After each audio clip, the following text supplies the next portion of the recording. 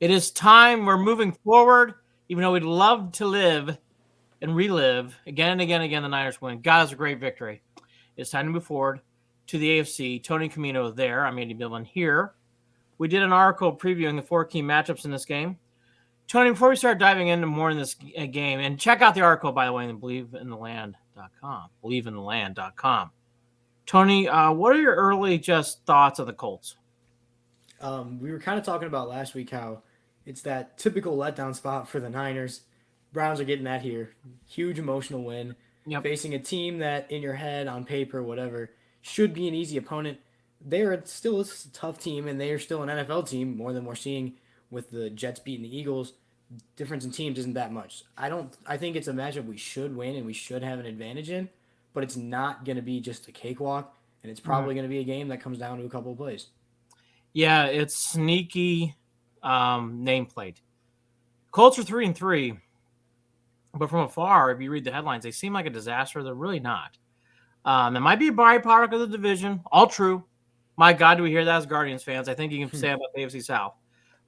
They're really the AL Central of the NFL.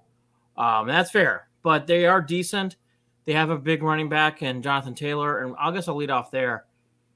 Tony, I know the Browns have done great with the running game so far. They really have. I mean, I actually can't remember a time where it's like, geez, this running back's gotten loose. And they've played 5 games now, and they played some good opponents, so it's fair to say. Mhm. What do you think? Taylor versus this line? Tomlinson had a big week. Are any concern? I'm a little concerned about this one. Not a lot, but a little bit. Yeah, I feel like they're a talented run team. Their ranks aren't great. They rank near the bottom in some of the advanced metrics, so they're not blowing any of those things away. Jonathan Taylor, it'll be interesting to see what his playing time's like because they're still kind of ramping him up. And their other running back, Zach Moss, has been so good. They have a tough time just going to Jonathan Taylor. So we'll see what the workload looks like between them.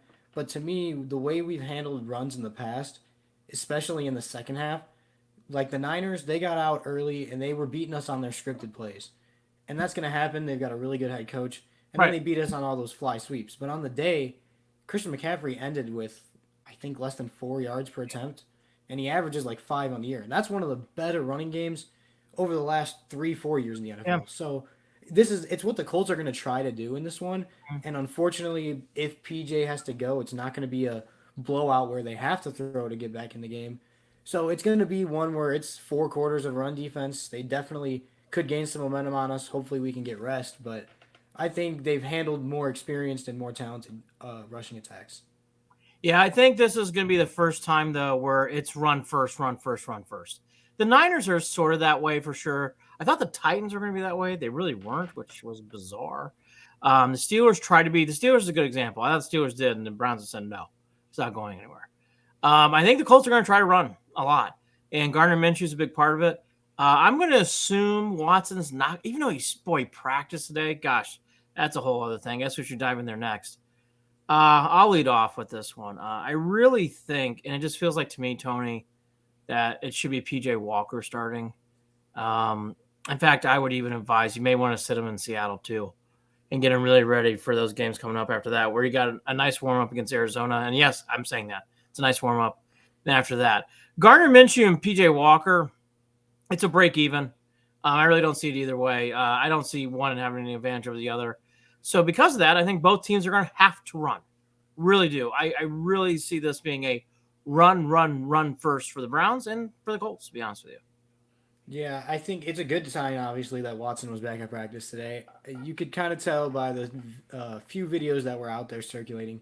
He's they got to just see what he feels like. This was always going to be the first step in him getting back. They weren't ever going to just say, "All right, you're back at practice, you're good to go." They Right. got to see how the shoulder feels because it's not even necessarily just the fact that he needs to be ready and he has to be able to do his job properly. He also has to be able to survive a couple of hits and Yes. survive throwing the ball 30 times. And so I don't think it's the smart thing to play him this week. I think that I trust that they're going to handle it correctly because they've already sat him now, first practice in almost a month.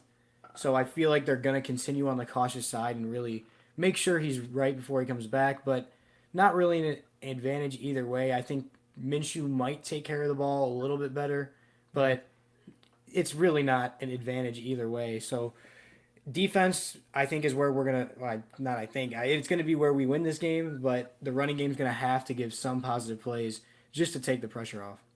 Yep. I would like to see more Marquise Goodwin. I liked what I saw of him on the backfield. I actually think that's maybe where he belongs.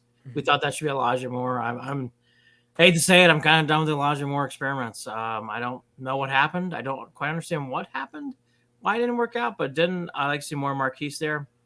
Um, Obviously, get the ball to Amari Cooper when you can. I think it's a big step in this game. But honestly, if I'm the Browns, like I can't emphasize this enough. Just don't turn over the ball. Mm-hmm. I mean, truthfully, like the athletes are on the Browns side. The one thing I heard today, Tony, that I did not catch earlier in the week, but I caught today from someone is I guess the Colts have 2 rookie cornerbacks. So I guess there's an advantage there. But again, Tony, like I don't see the Browns doing that. I don't see them going downfield and making a lot of passes. What do you think for Stefanski? Does he open up the playbook with 2 rookie corners? I don't think you do here. Even if it's Watson, I don't think you do. Probably not. I think with Watson, maybe a little bit more because we were throwing deep often with Deshaun in. Yep. PJ is actually like, if you look back at his small sample size, he throws the ball pretty well deep, but it's not really what you want to lean on. I think maybe the occasional Cooper play where we need a chunk will be fine, but it's definitely not. We're going to sit back there and sling it deep all the time. I'm not. I wouldn't say I'm out on Elijah Moore. I think we were misutilizing him. I don't. We tried to make him like that Debo role. That's not him. He's not a guy who creates a lot of separation behind the line of scrimmage. In the ball on the field, that's where he can really be effective. We need to stick to him running routes and getting open downfield, not handing him the ball behind the scrimmage. I definitely like Marquise Goodwin much more in those situations. I'll just follow up with this. I'm not saying get rid of him. I'm just saying I've seen enough. Like I just don't. I'm gonna be more hard on him. I've been shocked. I thought he was gonna be so big this year. Tony, I just haven't been impressed. He doesn't stick out. I don't know. I just don't. I'm. Can I say it? I just have been really disappointed. Like even for pass routes, I'd be like, go for David Bell. Let's see Cedric Tillman. Like I would rather see some other guys in there. Elijah Moore just makes me nervous. I'm really down on him, even with the win last week. More Amari Cooper as much as possible. Again, I'll leave him to my key. This is basic football keys. Don't turn the ball over. Run the ball when possible. Let the defense carry the day. Yeah. That's it. And this could be, for my simple keys, this is what you say every game. Win up front, both sides. Win, O-line win, D-line win. Everything else will take care of itself. And Agreed. Luckily, we've got a great D-line, and O-line looked better last week. Yeah, so Batonio coming back. We like think. Chances.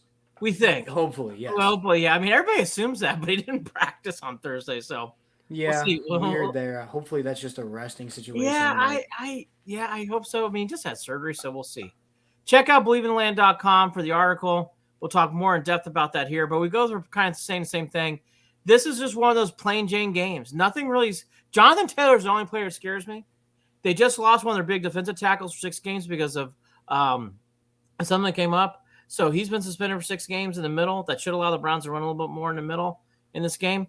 That's it. I just don't have to be fancy in this game. And kind of Tony's, I can see saying the same thing. Yeah, definitely. Check out the article on BelieveInTheLand.com for more.